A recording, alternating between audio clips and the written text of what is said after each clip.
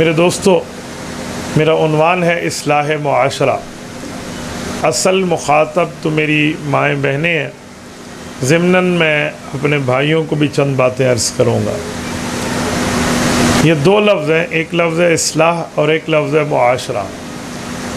अगर हम इन दो अल्फाज के मानी पर गौर करें तो हमें एक बात समझ आती है। इस्लाह का माना है फसाद के बाद अमन कायम करना। इस्लाह का माना है टूटी हुई चीज़ को जोड़ना।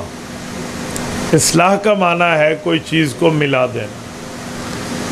और मुआशरा लफ्ज़ी तर्जुमा तो है 10 बंदों के रहने की जगह, क्योंकि ये लफ्ज़ अशर से निकला है। अशर हो, उशर हो, इशर हो, ये एक ही माना में आता है। जब आप तबलीगी जमात में जाते हैं तो अशरे पे गया हूँ, अशरे का माना क्या होता है? 10 दिन पे गए। तो मुआशरे में लफ्ज़ी माना तो है 10 बंदे को रहने की जगह, लेकिन आजकल मुआशरे में 10 बंदे के लिए रहने के ऊपर मुआशरा नहीं बोला जाता।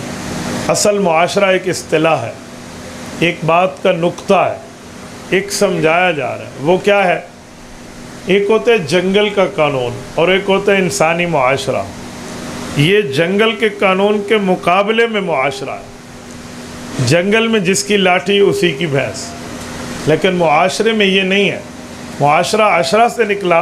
पता चला एक इंसान जिस सोसाइटी में रहता है वो अपने भाई के लिए 10 बंदों वाला हौसला अपने सीने में रखे। ये है मुआशरा।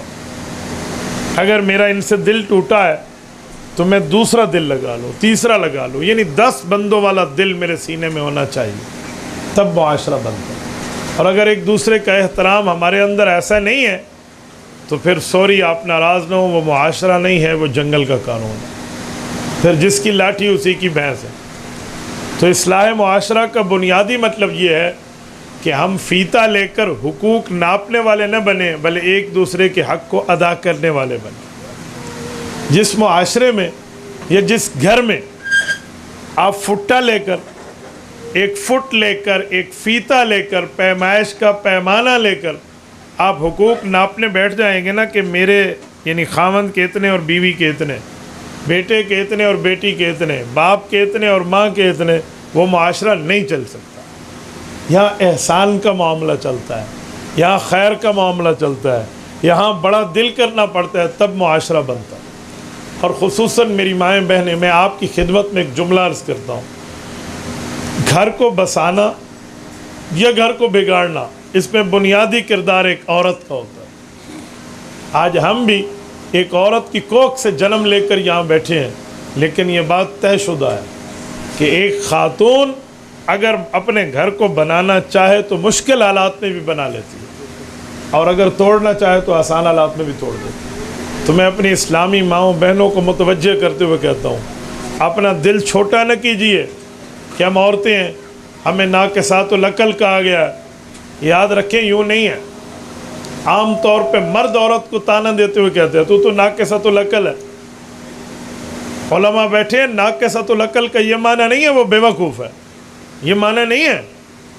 नाक के साथ तो लकल का ये मतलब नहीं है उसे पता ही कुछ नहीं है। नाक के साथ तो लकल ये शरीयत की एक इस्तिलाह है, पूरा जुमला है नाक़िसुल अक़ल वद्दीन, ये पूरा जुमला है। तो नाक़िसुद्दीन भी कहो फिर, और नाक़िसुद्दीन का माना है जिसका इस्लाम में नक्स हो, तो क्या माना? वो पूरी मुसलमान नहीं है। तो ये पूरा जुमला समझेंगे तो नाक़िसुल अक़ल वद्दीन का मतलब पता चलेगा। फ़र्क ये है कि अल्लाह ताला ने मर्द और औरत दोनों को मुसलमान बनाया, लेकिन गवाही की तरतीब और इबादत की तरतीब में फ़र्क है। औरत पूरा महीना मुसलसल इबादत नहीं कर सकती, चंद दिन उसकी माजूरी के हैं, उन दिनों में उसने इबादत नहीं करनी। तो ये इसीलिए नाक़िसुद्दीन है। क्या माना? इसका इस्लाम कम है? जी नहीं, इसको पूरा महीना कंटिन्यूसली इबादत का वक्त नहीं मिलता, इसको इस्लाम कुछ दिन इबादत से रोकता है। और नाक़िसुल अक़ल का माना कि जब गवाही की ज़रूरत पड़े तो वहाँ 2 मर्दों के बराबर, 2 औरतों के बराबर 1 मर्द की गवाही है। क्यों? फ़तुज़क्किर इहदाहुमुल उख़रा। कुरान कहते हैं हो सकता है ख़वातीन पे घर की ज़िम्मेदारियाँ बहुत हैं, तो वो कमा हक़्क़ुहु वाक़या याद न कर सके तो 1 1 2 11 होती हैं। इसका ये माना नहीं है कि आप बीवी को ताना दें और कहते तो पागल है, तू तो नाक़िस व लक़ल है, तुझे तो आता जाता कुछ नहीं है। इससे घर टूटता है। और मेरे दोस्तों, मैं एक बात अपनी माँओं बहनों को कहने के लिए एक जुमला कहने लगा हूँ। ये न समझें कि औरत का रुतबा छोटा है तो औरत का कोई दर्जा ही नहीं है। जी नहीं, ये बात ज़हन में रखनी चाहिए। मैं मानता हूँ औरत नबी बन नहीं सकती, लेकिन नबी जान तो सकती है। ख़ातून से ही तो नबी पाक पैदा होते हैं ना। तो एक ख़ातून जब नबी बन सकती नहीं, नबी जन सकती है, तो मकाम तो हो गया ना। और कुछ औरतें ऐसी हैं जिनको रब्बे करीम औरत का जिक्र करके कुरान करीम में फरमाते हैं कि ये एक नेकी करेंगी, मैं इनका दुगना इनको सवाब दूँगा। ये मर्द के लिए तो जुमला नहीं है, ये औरत के लिए। 22वें पारे का पहला सफ़ा, पहली आयत उठाएं। रब्बे करीम फरमाते हैं वमन यक़नुत मिनकुन्ना लिल्लाहि व रसूलिही व तअमल सालिहा नुअतिहा अजरहा मर्रतैन व अअतदना लहा रिज़्क़न करीमा। फरमाया नबी की घरवालियों, मेरा तुमसे ये वादा है, तुम नेकी एक करोगी और मैं उसका बदला तुम्हें दोहरा दूंगा। नुअतिहा अजरहा मर्रतैन, 2 मरतबा बदला मिलेगा। क्या आखरत का बदला भी दुनिया में मिलेगा? फरमाया जी नहीं। व आतदना लहा रिज़्क़न करीमा, आखरत में तो तुम्हारी इज़्ज़तदार मेहमान नवाजी होनी है, और तो अपनी जगह है। तो मेरे दोस्तों, ये मकाम अल्लाह ने एक औरत को दिया। और मैं एक जुमला मज़ीद समझाने के लिए कहता हूँ। रब्बे करीम ने औरत को क्यों पैदा किया? फरमाया लितस्कुनु इलैहा, ताकि मर्द को उससे सुकून मिले। तो खातून खाना को चाहिए, वाइफ बेगम और ज़ौजाए मोहतरमा को चाहिए वो घर को ऐसे माहौल में रखे कि खामद को उससे सुकून मिले। और ये सुकून पैदा करना एक औरत का काम है। नाराज़ ना होना, आजकल जो बहू बन के आती है ना, वो अपनी सास के मुकाबले में अपने खामद को, यानी खामद की माँ के मुकाबले में उभारना शुरू कर देती है कि इससे बात न करना, इससे गुफ्तगू न करना, ये तेरी माँ नहीं है, तेरी दुश्मन है, तेरी बच्चों की ऐसे। तो मैं औरतों के मजमे में एक जुमला कहता हूँ कि मेरी माँओं बहनों, तुम आज की बहू हो, कल की सास हो। आज तुम अपने खामद को उसकी माँ से जुदा करके बोलने पर पाबंदी, बहनों से जुदा करके बात करने पे पाबंदी रख रही हैं, तो कल आप भी सास बनेगी। आपके बेटे ने भी अपनी बीवी को ब्याह के घर लाना है और आपकी बहू भी आनी है। आज ये बेटा तुमने माँ से जुदा किया, कल अपना इंतज़ार करना। आज की बहू कल की सास है। और ये जुमला है, ये बात है। थोड़ा सा मर्द इस मसले में मामला ठीक करे ना, तो कभी सास बहू की लड़ाइयाँ नहीं हो सकती। समझाने के लिए कहने लगा हूँ। मुझसे लोग पूछते हैं, मुझसे मेरा हल्का बैत या अपने दोस्त मुतवस्सिलीन ये सारे पूछते हैं कि ये बड़ा सेंसिटिव मैटर, हसास मामला है, माँ को और बीवी को राज़ी कैसे करें? तो मैं कहता हूँ एक बात तय कर लें। मजमा घर में, जब घर का मजमा हो ना, तो सब में अम्मा को सच्चा करें कि मेरी अम्मा ठीक है, अम्मा है, बूढ़ी है, उसको सुकून दें। कमरे में बीवी के घुटने पकड़ के उसको कहना पड़े ना कि बेगम राज़ी हो जा, तो आप घुटने पकड़ लें। उससे सिर्फ ये समझाएं कि मेरी माँ है, इसके कदमों तले मेरी जन्नत है, अल्लाह के लिए थोड़ी नरम हो जा। तो आज की बहू कल की सास है। आपकी बीवी मानती कैसे नहीं, लेकिन आपके पास ज़बान होनी चाहिए, आपके पास प्यारी निगाह होनी चाहिए। वो कहते हैं निगाहों में इतना प्यार डोले कि तुझसे पत्थर भी हंस के बोले। लफ्ज़ आपके पास होने चाहिए, आपको अंदाज़े गुफ्तगू आना चाहिए, समझाने का अंदाज़ हो, आपका घर कैसे संवरता नहीं है। और मैं औरतों को भी एक जुमला कहता हूँ कि अपने मियाँ से कोई बात मनवानी हो ना, तो मैं तुम्हें तरीका बताता हूँ, आप आसानी से मनवा सकते हैं, जायज़ उमूर की हद तक। कैसे? हमारी ख़वातीन में एक कमी है, अगर वो कमी छोड़ दें, इनका घर जन्नत बन जाए। वो क्या कमी है? अब तवज्जो रखना। औरत बीवी घर में तंग होती है, सारा दिन घर में काम कर कर के शाम को खामद घर आता है ना, आते ही शुरू हो जाएगी, 2 बच्चियाँ बीमार है, इनकी दवाई ले आ, घर का एनर्जी सेवर जल चुका है, इसको बनवा दे, ये पंखा ख़राब हो गया है, इसको ठीक करा दे। वो पूरी कामों की लिस्ट लगा देनी। और जब ये काम हो जाना है तो खामद को आना है गुस्सा, उसने 2-4 बातें कहनी है, फिर ये खाना लगाएगी, उसने प्लेट उठा के पटक देना है और जाकर सो जाना है। लड़ाई पड़ गई ना। तो मैं आसान हल बताता हूँ। आपके मियाँ घर से बाहर गए हैं, जब घर में वापस आए ना तो आप आते ही उनसे पानी का गिलास सामने रखें। ठंडा पिएंगे, गर्म पिएंगे, मीठा पीना है आपने, नमकीन पीना है, ठीक है। उसकी वेस्ट कोट उतार के आप हैंगर में लगाएं, उसको आसानी से बिठाएं, जूते एक तरफ रखें, खाना लगाओ, खाना खिलाएं। उसे कुछ और तलब है तो वो करें। जब उसकी ज़रूरियात पूरी हो जाए ना, फिर आराम से बैठ के उसे 100 काम भी बताओगी वो कर लेगा। वक्त तो देखो ना, मामला तो देखे। आपका घर मुआशरे की इस्लाह होती कैसे नहीं है, लेकिन कुछ मामले में तो बंदा देखे। आज हमारे यहाँ ये कमी है। और मेरी माएँ बहनें जो मुझसे हल्का बैत में है, मुझसे एक बात अक्सर तौर पे, परसों भी एक खातून का मैसेज आया, उस्ताद जी बच्चे कहना नहीं मानते, मैं बच्चों को समझाती हूँ, नाफरमान बनते जा रहे, मेरे सामने ऊंचा बोलते हैं, अपने अब्बा के सामने ऊंचा बोलते हैं, क्या करें। मैंने कहा बच्चे तो बच्चे हैं ना, वो तो गलती करेंगे, मुझे लगता है इनमें आप बड़ों का कसूर है। क्या कसूर है? मैंने कहा आप बच्चों को समझाती हूँ। उस दिन गिलास तोड़ दिया, मैंने बैठ के समझाया, बेटा ये गिलास तोड़ने वाला नहीं होता, खामखा से मेहमानों के आगे तूने गिलास तोड़ दिया। बेटी मेरी चल के आ रही थी, उसके हाथ से जग गिर गया। मैंने कहा अंधी है, देख नहीं सकती, तुझसे जग गिर गया, ख्याल किया कर। अब मेहमानों के सामने नाक कटवा दी है। मैंने कहा मैं समझ गया हूँ, यही तो आप दवाई की जगह उनको बीमार कर रही हैं। क्यों? मैंने कहा समझाने का वक्त ये नहीं है जब गलती करे फ़ौरन समझा दो, ये वक्त नहीं है। इसके लिए कोई ख़ास वक्त होता है। वो क्या है? मैंने कहा मुझे बताएं, जब आपको अपनी अम्मा रात को सुलाते हुए कहानियाँ सुनाती थी, आपको पुरसुकून नींद आती थी? कहते जी हाँ। मैंने कहा उस वक्त अम्मा से मोहब्बत बढ़ती थी? बहुत बढ़ती थी। अगर अम्मा उस वक्त कुछ कहती है नींद छोड़ के मान लेती, अम्मा कहानी सुना रही। तो मैंने कहा समझाने का वक्त रात है। जब आपका बच्चा, आपकी बच्ची आपके साथ सोए और आप उसको 2 कहानियाँ सुनाएं, एक कौवा था और एक तोता था, कहानी जाती जाती है मीरपुर से बम्बर तक तो ख़त्म हो जाएगी तोते और कौवे की कहानी।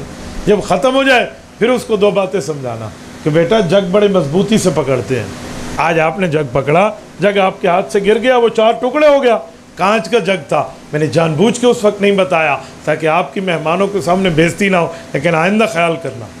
अब बेटी का जहन बनेगा, अम्मा मेरी दुश्मन नहीं है, मेरी इज़्ज़त नफ्स का ख्याल किया है, मुझे बेइज्जत नहीं किया, मुझे इसने मकाम दिया है।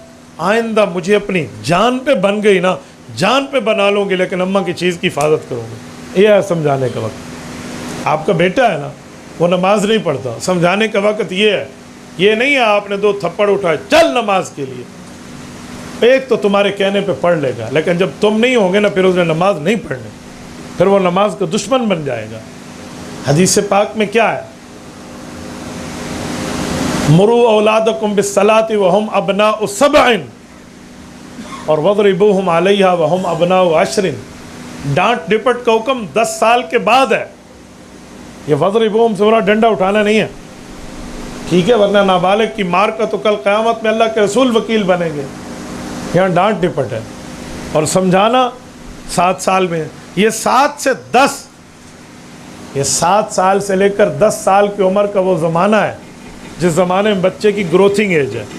तो आप इस ज़माने में उसे प्यार से समझाएं, प्यार से बताएं, नसीहत करें, बुरे और अच्छे का फ़र्क दिलाएं, लेकिन एक अच्छे टाइम पर आपकी औलाद आपका कहना मानेगी। तो मुझे खातून कहने लगी यकीनन आपने ठीक बात कही है, हम जहाँ गलती करते हैं वहाँ पकड़ लेते हैं, चल दे मार 4.5 तो काम पूरा हो जाता है। मैंने कहा यूँ नहीं करना, हम अपने हाथों से अपने बच्चों को खुद बिगाड़ रहे होते हैं। और अगर किसी की औलाद में उसकी बच्चियाँ और बच्चे पढ़ने में कमज़ोर हैं, तालीम में कमी है, वो आगे चलते नहीं हैं, तो क्या करें? उसको ये न कहें कौन ज़हन है, जाहिल है, अपनी प्रोग्रेस रिपोर्ट तो देख, ये ईयरली मंथली जो रिपोर्ट तेरा इदारा मुझे भेज रहा है, ये तेरी कैफियत है। यूँ करेंगे बच्चा आकड़ जाएगा और बच्चा कहेगा अब्बा सिर्फ बेइज्जत करता है, बेइज्जती करता है, डीठ बन जाएगा वो, आगे कुछ नहीं होता। आपने यूँ नहीं करना, आपने 2-3 काम करने, आपका बच्चा आपकी तालीम में आपका साथी बनेगा और अच्छी तालीम पढ़ जाएगा। वो क्या करना है, तवज्जो रखें, तवज्जो। आपने सबसे पहले ये करना है कि घर में आकर अपनी बेगम से बात करनी है। कहते हैं ना, आखण धी को सुनावण नूह को, बेटी से बात करें सुनाएं बहू को। वो तो लोग गलत माना में लेते हैं, मैं अच्छे माने में लेकर आऊँ। बेगम से बात करें सुनाएं बच्चों को। फलां की अम्मी मसलन उम्मे मोहम्मद तुम्हें एक वाक़या सुनाऊँ? हाँ जी सुना दो। आज मैं गली में ठहरा था, 2 बच्चे जा रहे थे और उनके बाप, उनके वालिदैन उनके लिए सेहरा लेकर जा रहे थे, गले में डालने के लिए हार लेकर जा रहे थे। मैं बड़ा हैरान हुआ, मैंने कहा अपने बच्चों को हार क्यों पहनाते हैं? तो जब मैंने करीब होकर मालूम किया तो पता चला इनके बच्चे जो हैं ये फर्स्ट आए हैं, इसलिए उनके गले में हार पहनाया जा रहा है।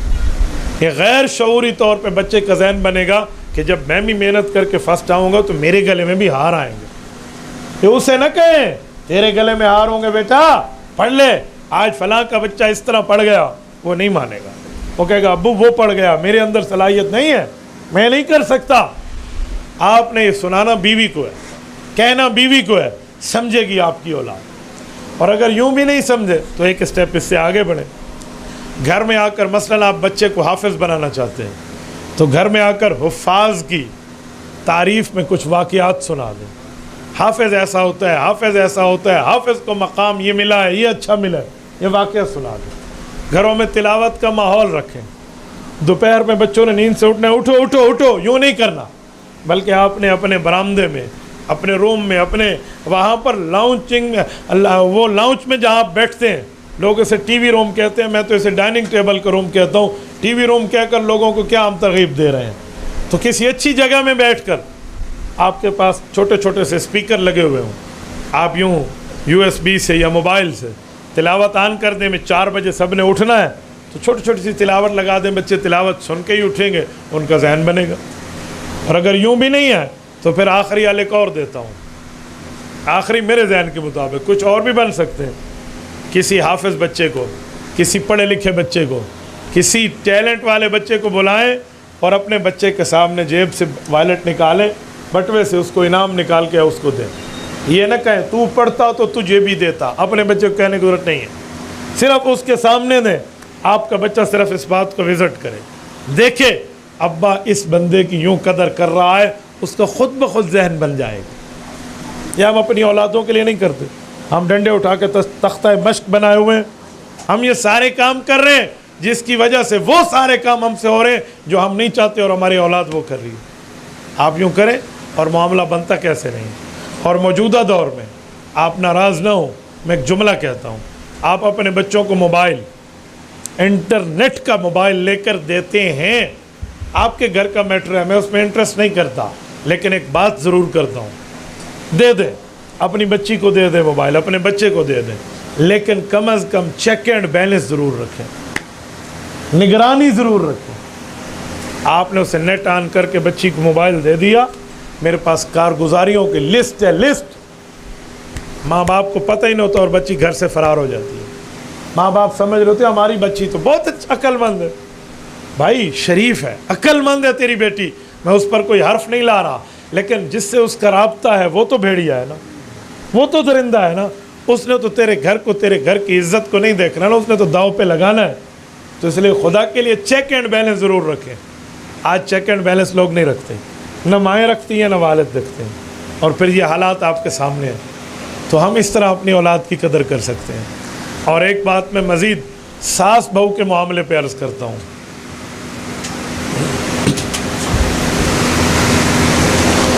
मैंने फैसलाबाद के एक आलिम दीन जो हकीम भी हैं, डॉक्टर हैं, मेडिकल के शोबे से रिलेटेड हैं, उनका एक वाक़या पढ़ा। वो फरमाने लगे, मेरे पास एक ख़ातून आई, नौजवान थी, और आकर कहती है कि हकीम साहब मैं आपसे दवाई ले जाती हूँ, आप मुझे जानते तो हैं। मैंने कहा जी आप हर वक्त मेरे पेशेंट हैं, आप आती रहती हैं। मैंने कहा हकीम साहब आपको अब्बू समझ कर एक बात कहती हूँ, अल्लाह के लिए किसी को न बताना, काम होना है तो कर देना, नहीं होता तो बताना किसी को नहीं। मैंने कहा ठीक है बेटा बोलो। उन्होंने कहा तन्हाई में बात करनी है, मरीज़ों से हट कर। तन्हाई में बैठे तो ख़ातून कहने लगी कि मुझे ज़हर चाहिए, लेकिन वो ज़हर वो स्लोली पॉइज़न हो, जो आहिस्ता आहिस्ता असर करे, फ़ौरन न मर जाए बंदा। उन्होंने कहा ठीक है, महीने में बंदा मर जाए। बेटा क्या करोगी? हकीम साहब आप इस बात को छोड़ दें, बस मुझे बता दो। उन्होंने कहा देखो मुझे बाप कहा है ना, तो तू भी मेरी बेटी की जगह है, तो इतनी बात तो मुझे बता दे क्या करेगी, ताकि मैं उस हिसाब से तुम्हें ज़ार दे सकूँ, मेरे पास ज़ारें हैं। तो खातून को कुछ तसल्ली हुई। उन्होंने कहा जी बंदा है तुम्हारा का है। उन्होंने कहा जी मैंने अपनी सास को ये खिलानी है, मैं अपनी सास से तंग हूँ, मेरा मियाँ मेरी सुनता ही नहीं है, उसके लिए अम्मा बाबा खाना काबा, बस दूसरी बात ही नहीं है, तो मैं अपनी सास को खिलाना चाहती हूँ ताकि। तो हकीम साहब समझ गए सारा मामला। हकीम हिकमत वाले थे ना, अक्लमंद थे। उन्होंने कहा बेटा फिर 1 महीने वाली ज़ार न लो, कम अज़ कम 6 माह वाली ज़ार लो। उन्होंने कहा अंकल क्यों? कहा 6 माह वाली ज़ार ले लो ताकि तुम्हारे ऊपर नाम भी ना आए, लेकिन इस दौरान एक काम तुम्हें करना पड़ेगा। उन्होंने कहा अब्बू क्या काम?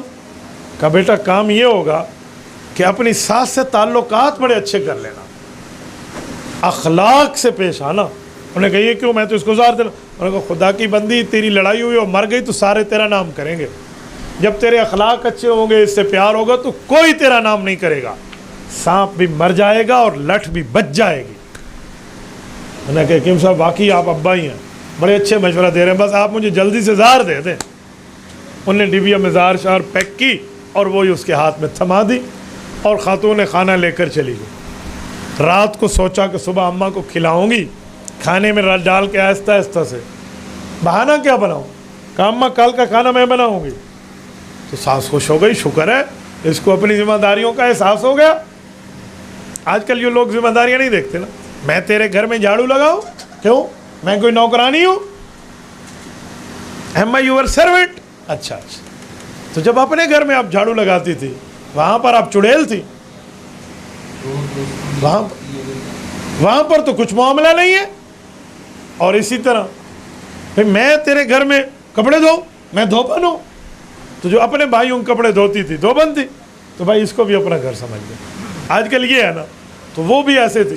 तो उसने कहा अम्मा खाना मैं बनाऊंगी, तो माँ ने 100 शुक्र पड़ा, सास ने, बहू को अपनी जिम्मेदारियों का एहसास हो गया। चलो बहू साहिबा ने खाना बनाया, ज़ार मिला दी और पहला खाना खिला दिया। और फिर सोचा कि क्यों ना मैं इससे मज़ीद अखलाक में आगे आ जाऊँ। हकीम साहब का मशवरा बहुत अच्छा था। जब हफ्ते का एंड हुआ, आहिस्ता आहिस्ता खिला रही थी, तो कहा इस दफ़ा कपड़े भी मैं धोऊंगी, घर के कपड़े भी ये धो रही है, खाना भी ये बना रही है, पोछा भी ये लगा रही है, और बड़ी अच्छी तरतीब से मामला चल रहा है।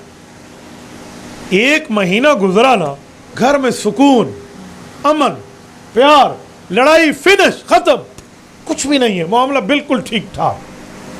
अब ये दूरियां ख़त्म हुई तो मोहब्बतें पैना शुरू हुई, प्यार बढ़ना शुरू हुए, आपस में एक दूसरे की कुर्बतें बढ़ी। तो 1 से 1.5 महीना जब गुजरा ना, तो बहू ने ये सोचना शुरू कर दिया कि रोज़ाना ज़ाहर की छोटी छोटी हिस्सा और जुज़ तो खिला रही हूँ, अम्मा तो बहुत अच्छी बनती जा रही है। और अपने बेटे को भी समझाती है कि अपने बीवी का बड़ा ख्याल किया कर, इसको वक्त पे मेके ले जाया कर, ये बहुत अच्छी है, इसको अपनी माँ के साथ। अम्मा मुझे ख़र्चा भी देती है, कोई टाफ़ी माफ़ी जो भी है वो भी दे देती है, तो बड़ा प्यार का मामला है यार। 2 माह में लड़की इस नतीजे पे पहुंची कि अभी 4 माह तो रहते हैं मौत से, अगर इस जैसी अच्छी सास मर गई तो मेरा तो वकील ही घर में कोई नहीं होगा, तो मारना नहीं चाहिए। अब वो जाए हकीम साहब के पास तो किस मुंह से जाए? तो वो कहती है अब मैं क्या करूं। आखिर 2-2.5 माह के बाद जब हालात 100% इसके पुरअमन हुए ना और तारीफें होने लगी हर जगह इस सास बहू की, तो ये हकीम साहब के पास पहुंच गई, आंखों में आंसू, हाथ कप कपा रहे, अकेले में बात कर रही हैं। बैठ गए हकीम साहब, बुजुर्ग आदमी थे। जी बेटा अब कौन सी ज़ार चाहिए? उसने हाथ बांधे। हकीम साहब अब ज़ार नहीं चाहिए, अब तिरियाक चाहिए, यानी जो ज़ार के असर को ख़त्म कर दे। कहा क्यों बेटा? तिरियाक का मतलब? कहा अब मैं अपनी सास को खोना नहीं चाहती, मैं चाहती हूँ मेरी सास जिंदा रहे। कहा बेटा वो तो ज़ार थी। कहा हकीम साहब खुदा के लिए कोई ऐसा नुस्खा बना के दे, वो ज़ार का असर अंदर से रिमूव हो जाए, कोई रिमूवर वाली दवाई बना के दे, वो ख़त्म हो जाए, रिवर्स हो जाए। उन्होंने कहा तेरी सास तुझसे फिर लड़ेगी? उसने कहा नहीं लड़ेगी, मैंने देख लिया, बहुत आजमाया, हमारे घर में बहुत प्यार है, अल्लाह के लिए इस जैसी अच्छी सास मैं नहीं मारना चाहती। हकीम साहब पूछते गए उसे पक्का करने के लिए, एंड यही हुआ कि लड़की ने कोई रास्ता नहीं दिया और कहा जी मुझे अपनी सास की ज़िंदगी चाहिए, हर कीमत पे चाहिए, मुझे ज़ेवरात बेचने पड़े उस दवाई महंगे होने के लिए मैं बेचती हूँ, खुदा के लिए मेरी माँ की जगह, उसे बचा लो हकीम साहब। अब आंखों में आंसू हैं, रोए जा रही है। तो हकीम साहब समझ गए कि अब लोहा गर्म है, तो अब समझाने का फ़ायदा होगा। कहा बेटा खुश हो जा, वो ज़हर नहीं थी, वो ताकत की दवाई थी। तो टेक जाकर लगे, देखो ताकत की दवाई थी? कहा जी हाँ। क्यों? कहा जब तू मेरे पास आई थी ना, तो तूने मुझे अपना अब्बा कहा था, तो मैंने तुझे बेटी समझा था, तो फिर मैंने तेरा घर बसाने के लिए ताकत की दवाई दी थी, अपनी बेटी समझ के, ज़हर नहीं दी थी। तो कहा अच्छा, आपने तो फिर अच्छा नहीं किया। उसने कहा नहीं बेटा, पूरी बात सुनो, जो ज़हर थी ना वो तुम्हारे रवैयों में थी, ज़हर दवाई में नहीं थी। साथ साथ मैंने तुझे समझाया था कि उससे मोहब्बत बना ले ताकि तेरा कत्ल तेरे नाम ना आए। ने कहा जी हाँ। उन्होंने कहा ज़हर इस रवैये में थी, तूने अपना रवैया, एटीट्यूड चेंज किया, ठीक है, रिलेशनशिप के अंदाज में मोहब्बत लाई, उसको वाकई माँ समझने लगी, अगरचे नाटक ही था, तो अंदर की ज़हर ख़त्म हुई तो मोहब्बतें बढ़ गई। लिहाजा खुश होकर ज़िंदगी गुजारो। मेरी माँओं बहनों, मैं नहीं कहता कि आपके रवैयों में ज़हर है, मैं नहीं कहता आप मुंह की जो है ना क्या कहते हैं कड़वी है, हो सकता है आप हमसे ज़्यादा अच्छी हो, लेकिन आम तौर पे मुआशरा ये है, आम तौर पे हालात ये हैं। और अगर हमारे घरों में भी ऐसा है तो खुदा के लिए इस तरह के अच्छाई वाले मामलात करके तो देखें ना। मैं एक जुमला कहूँ, मैं मुआशरे को अच्छी तरह जानता हूँ, मेरी 7 बहनें हैं, कुछ 64-65 के लगभग मेरे भांजे भांजियाँ हैं, और मैं अच्छी भली फैमिली रखता हूँ, मेरा तजर्बा है। मैं समझाने के लिए एक जुमला कहता हूँ। अब मसला ये है कि खातून अपने खामन से तो प्यार करती है, खामन के बहन भाई और उसके माँ बाप से प्यार नहीं रखती, घर खराब हो जाता है। अब घर बच्चा रहे तो मैं एक नुस्खा देने लगा हूँ, वो क्या है कि अगर आपको आपका मियाँ अच्छा लगता है, वो ख़र्चा देता है, वो आपके साथ बाअखलाक है, तो आप ये तारीफ़ मियाँ के मुंह पे ज़रूर कीजिए, लेकिन मियाँ की अम्मा को जाकर कहिए, अम्मा आपकी अच्छी तरबियत है, आपका बेटा मेरे साथ बहुत अच्छा है। ये उसकी माँ को जाकर रियलाइज़ कराइए, उसकी माँ का माइंड सेट बनाइए, गोया थैंकफुली अल्फाज, शुक्रिया के लफ्ज़ लाइए, आप बहुत अच्छी हैं, आपकी तरबियत बहुत अच्छी है, आपकी तरबियत की वजह से आपका बेटा मेरे साथ, मेरे बच्चों के साथ अच्छा है, मेरे माँ बाप के साथ अच्छा है। अगर आप यूँ कहेंगी ना, आपकी सास का दिल बड़ा हो जाएगा। कल आपने भी सास बनना है, आपको पता हो, आपके साथ भी अच्छाई होगी, जो बोगी वही काटोगी। ये नहीं हो सकता कोई आम की गुठली बोए और वहाँ से कांटा निकल आए, यूँ नहीं हो सकता। जो बोना है ना वही काटना है। आज आप बो रही हैं, कल वही आप काटेंगे। नंबर 2, घर में बहू खुश रहे, बहुत आसान तरतीब है। बहू के पास 10 जोड़े हैं, वो जोड़े नहीं जो अभी कह रहे थे कि 100 जोड़े आए हुए हैं, मौलाना कह रहे थे ना 100 जोड़े यानी मियाँ बीवी।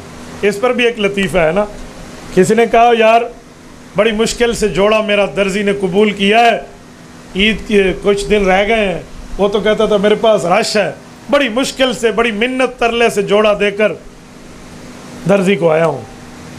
इसी असना में किसी ने कहा जोड़े तो आसमान पे बनते हैं, वो मियाँ बीवी मुराद थे, ये कपड़ों का सूट था, इसको समझ नहीं आने का पहले बताता, मैं तो दर्जी ਨੂੰ दे के आ गया, मैं तो उसको देकर आ गया।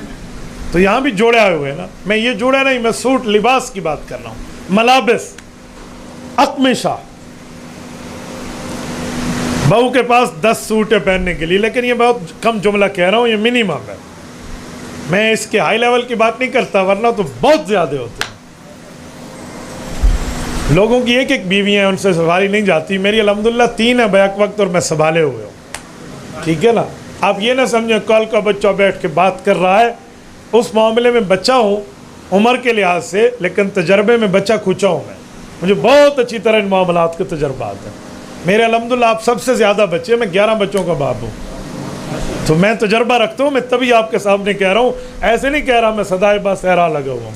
ठीक है, हम एक पहाड़ी की बुलंद जगह पे बैठे हैं, इसका ये माना नहीं है मैं हवाएं में छोड़ रहा हूँ, मैं रियलिटी रखता हूँ। 10 सूट है ना अगर लड़की के पास, 10 को 10 उसे पसंद है तो लिए है ना, कहते जी हाँ।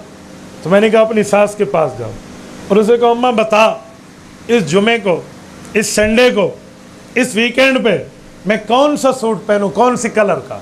वैसे ही पूछ लो, तुम्हें तो 10 ही पसंद है। अम्मा कहे पीला तो पीला, अम्मा कहे नीला तो नीला, 1 2 3 4 बार उसकी पसंद पे पहन लो। आपकी सास आप पर माँ की तरह शफीक रहीम ना बन जाए तो आप मुझे कहना। आप बाजार गई हैं ना, आप वहाँ से शॉपिंग करके लाई हैं, कोई 2 बिस्किट लेकर, कोई 3 4 टाफियाँ लेकर, कोई 2 4 जो है ना कोई इस तरह की चीज़ें खाने पीने की लेकर, मामूली सी, ये आकर अपनी सास को दे दें, अम्मा मैं आपके लिए लाई, आप खाएंगी मुझे अच्छा लगेगा।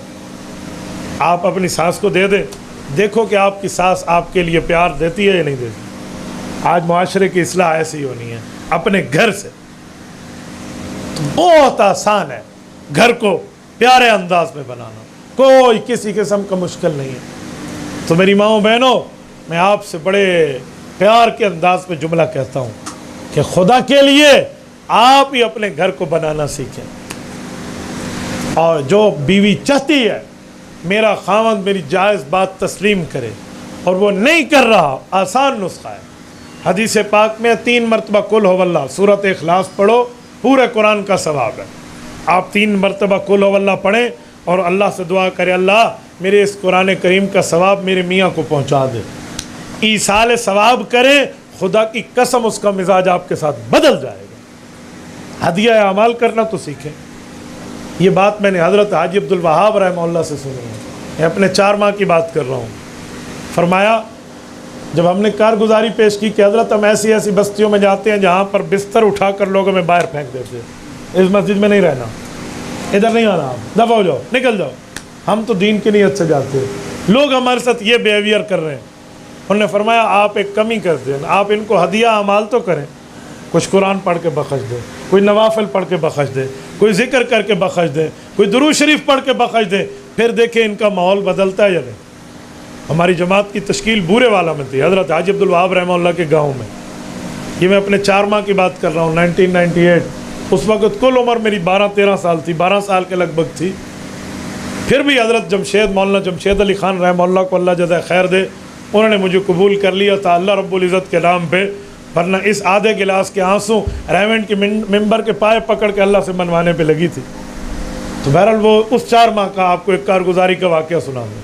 हमारी जमात जुट गई इस काम में, हदिया अमाल के लिए। कोई दुरूद शरीफ का ख़त्म कर रहा है, कोई सूरत यासीन पढ़ रहा है, कोई तिलावत कर रहा है, कोई अज़कार कर रहा है। रोज़ाना की तस्बीहात तो वैसे होती हैं, 2.5 घंटे की तालीम अगरचे जंगल में बैठ के कर रहे हैं दरख्त के साए में। ये पढ़ा और उस मौलवी साहब को हदिया अमाल किया जो हमें कहता था कि तुम लोग मुशरिक हो, तुम गुस्ताख रसूल हो, तुम रसूलुल्लाह की मोहब्बत नहीं रखते। अजीब बात है, हम हुजूर पे दुरूद पढ़ के उस बंदे को भेज रहे हैं और वो हमें हुजूर पाक का गुस्ताख गिरदानता है। हदिया अमाल हुआ, एक बार फिर ट्राई की तो उसने कहा ठीक है बैठ जाओगे लेकिन गश्त नहीं करोगे मेरी मस्जिद में। हमने कहा जी बहुत अच्छा, पहली फतह तो हो गई ना। हम मस्जिद में जाके बैठ गए। हमने कहा आपस में तो बात कर सकते हैं। कहा जी कर सकते हैं। हम आने आपस में जब बात की तो उसने बड़े कान लगा के सुने कि बात तो दुरूद शरीफ की कर रहे हैं। अच्छा ये दुरूद भी पढ़ते हैं, अच्छा ये तो नमाज भी नमाज की तालीम, अच्छा ये फला। तो उसने कहा इधर आओ, ये जो तुम बयान में करते हो क्या कहते हो? हमने सुना दिया 6 नंबर है, हम यूँ कहते हैं, यूँ कहते हैं, ये कलमे की बात है, नमाज की बात है, इल्म ज़िक्र है, इखलास नियत है, इकराम मुस्लिम है, दावत तो पूरी तरतीब सुनाई। का बस इससे हट के बात तो नहीं करते जिन्हें ठीक है आज मगरिब के बाद मैं ऐलान करूँगा, बस यही अंदाज में आपने बात करनी है। अल्लाह जानता है मैंने उसी मस्जिद से 3-3 से रोज़े की जमातें वसूल की हैं। तो हदिया अमाल ये होता है, अगर खावंद नहीं मान रहा और आपका जायज़ मसला है तो आप अपने खावंद को हदिया अमाल कीजिए, आपका खावंद मानेगा। और इसी तरह बीवी है ना, बीवी को खावंद भी हदिया अमाल कर सकता है। लेकिन आज मैंने खावंद को बीवी को समझाने की बातें बता दी तो आपके राज फाश हो जाएंगे। ये मिस्टेक हुई है कि तुमने दोनों का मजमा इकट्ठा कर लिया, इसीलिए मैं एक को मुखातिब कर रहा हूँ। आपको बता दूँ इस तरह आपने समझाना है तो कल आपसे ज़्यादा उन्हीं को पता होगा। इसलिए आप अपना मजमा अलहदा रख लें। आज मैं अपनी माँ बहनों को समझाने के लिए मुखातिब हूँ। ये अंदाज़ होता है अपने खामद को काबू करने का, बीवी को काबू करने का अंदाज़ हिडन कर लें, या जब माइक बंद हो जाए तो फिर आप मुझसे पूछ लें। तो मुख्तलिफ अंदाज़ होते हैं ना, तोहफ़ा दुल्हा भी है और तोहफ़ा दुल्हन भी है। मेरे एक दोस्त है, मुझे कहते हैं मेरी जो बीवी है ना, मुझे कहती है तेरे ये हक़ हैं, ये हक़ हैं, ये पूरे कर। मैंने कहा तूने उसे पढ़ने के लिए तोहफ़ा दुल्हन दी थी? कहते हैं मैंने तुझे तोहफ़ा दुल्हा दी है। बच्चू इंतज़ार कर जो अभी ये करेगी। उन्हीं में से एक बात समझाए देता हूँ, बाकी बातें अपनी जगह। आज बीवी हुकूक के लिए फ़ीता लेकर बैठ जाती है, मेरा इतना हक़ है। इसी तरह एक शादी हो गई और बीवी अपने मियाँ तो पूरे हक़ अदा करता, लेकिन बीवी कहती मुझे अलहदा घर चाहिए, मैं बिल्कुल इधर नहीं रहती। हाँ, खामद को अल्लाह ने वुसअत दी हो तो अलहदा कर दे, कोई इशू नहीं है, बहुत अच्छी बात है, मैं इसकी मुखालफत नहीं करता। लेकिन अगर खामद की हैसियत ना हो तो बीवी उस पर दबाव ना दे। अलहदा कमरा तो है, अलहदा वाशरूम तो है। अब 100% अलहदा बाज़ औक़ात मुश्किल होते, बाज़ औक़ात अल्लाह अता फरमाए तो दे दे। लेकिन उन दिनों में खामद के पास वुसअत नहीं थी। वो कहता कुछ सब्र। आखिर इसने कहा जी मैं नहीं रहती इस घर में, मुझे तेरे माँ बाप की बाज़ औक़ात खाना पका के देना पड़ता है, मैं नहीं देती हूँ। हालांकि अपने माँ बाप को खाना पका के बंदा देता था, उधर घर में एतराज़ नहीं है। यही बीवी जो अपने खामद को कहती है अलग करो मुझे, यही जब बहन बन के अपने भाइयों के घर जाती है तो 4 भाभियों को बैठ के कहती है इत्तेफाक से रहना सीखो, इत्तेहाद से रहना सीखो। मेरे भाई मेरी माँ बाप की निशानी है। उधर फार्मूला अप्लाई होता है, इधर नहीं होता, फ़र्क है ना। तो तेरे माँ बाप की खिदमत मैं नहीं करती, ठीक है, बहू पर सास ससुर की खिदमत वाजिब नहीं है, ठीक है, मैं मानता हूँ। लेकिन अगर ससुर की बतौर बुज़ुर्ग होने के छोटी मोटी खिदमत अगर सास और ये कुछ सास की भी और ससुर की कर भी ले तो अपने माँ बाप समझे ना। इनने भी तो बेटा ही कहा हुआ है, इनने तो आपकी शादी में क्या से क्या नहीं किया, वरना शादी से अगले दिन कहते चलो तू और तेरी बीवी जाओ। उन्होंने तुम्हें ठिकाना दिया, रिहाइश दी है, कुछ तो देख। क्यों नहीं देखती थी? वो तो बड़ा परेशान हो गया कि यार मैंने आलमा से शादी की है, मेरी बीवी आलिमा है, मैंने तो सोचा था मुझे कोई दीनी मसले बताए कि तो हर बात पे फीता निकाल के बैठी है। कुरान में इतना हक, हदीस में मेरा इतना हक, काल अल्लाह काल रसूलुल्लाह, इमाम अबू यूसुफ ने बताया, इमाम वनीफा का फतवा। कोई नरमी वाले मामलात ही नहीं है यार, ये तो क्या बन गया। तो वो हम जैसे किसी मौलवी के पास आ गया कि हज़रत ए मसले का हल कर दो, मैं क्या करूं? तो हमने कहा भाई बहुत आसान हल है, आप बीवी को अलहदा घर लेकर दे और उसे क्या मैं तुम्हें अलहदा घर लेकर दे रहा हूं, ये तेरा हक है, वो खुश हो जाएगी। और उसके बाद उसे कहो एक हक मेरा भी है। समझे? अभी नहीं समझे, कुछ मौलवी समझ गए, ठीक, सारे ला रहे। उन्हें कहना एक हक मेरा भी है। फ़न के हुमा ताब लकुम मिनन निसा मसना व सुलासा व रुबा। आप फरमाते हैं तुम्हारे पास वुसअत हो, इंसाफ कर सको, 2 शादियां कर लो, 3 कर लो, 4 कर लो, तुम्हें कोई मसला नहीं है। तेरा हक है तुझे अलहदा घर चाहिए, मेरा हक है मुझे दूसरी बीवी चाहिए, वो मेरे माँ बाप के साथ भी खिदमत में रहेगी। अब मेरी बहन भाई और तो हैं कोई नहीं, मैं बूढ़े माँ बाप को छोड़ के क्यों जाऊँ, लिहाजा मैं दूसरी शादी कर रहा हूँ, वो मेरे माँ बाप की खिदमत करेगी और तुम अलहदा घर में रहो, माशाल्लाह बिल्कुल अपने हुकूक पे रहो। उन्होंने कहा कह दो, मैंने कहा कह दो, बोले से पिटवा ना देना, मैंने कहा नहीं पिटेगा तू, जा कह दे। उन्होंने कहा जी ठीक है, घर में जाके कह दिया उसने। बेगम ने सुना तो पहले तो वो कहते हैं ना कान्नमा युग़शा अलैहि मिनल मौत, पहले तो काम ख़राब हो गया। तो अच्छा सब्र करो, मुझे एक दिन सोचने के लिए दो। मैंने कहा मुफ्ती साहब वो तो सोच रही है। मैंने कहा सोच नहीं रही, यही तो तेरा काम बन रहा है, आगे चल।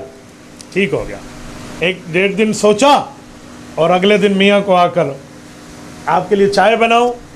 मैंने कहा बेगम बड़ी मेहरबान हो गई, ये खैर है, नहीं मैं चाहती हूँ आपके लिए चाय बनाऊं। बना ला, बना के आ गई। अब मियाँ ने चाय पी ली। एक बात कहूँ जी, बस आप अपना हक छोड़ दें और मैं अपना हक छोड़ दी, हो गया ना मामला ठीक। ये सिर्फ एक हक आपको बताया है, इस तरह और बता दूँ तो मेरी माँ बहनों को सारे राज पता चल जाने हैं। तो इसलिए थोड़ा गुजारा करें, आज आप सब्र करें। मैं आज उनसे मुखातिब हूँ, अल्लाह ताला हमारे घरों को महफूज रखे, रब्बे करीम मामलात को ठीक रखे। और मैं यहाँ साथ एक लगे हाथों जुमला कहता हूँ, दूसरी शादी के लिए भी उसूल सुन लो।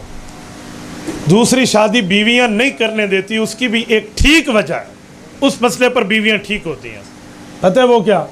जब तुम एक बीवी के हुकूक गस्ब करोगे इसके साथ इंसाफ नहीं करोगे, इस पर मियाँ जालिम बनेगा, नऊज़ुबिल्लाह, थप्पड़ मारेगा बीवी के चेहरे पे, जो पूरे कुरान और पूरे ज़ख़ीरा हदीस में कहीं साबित नहीं है कि रब और रसूल ने मियाँ को इजाज़त दी हो अपनी बीवी के चेहरे पे थप्पड़ मारे।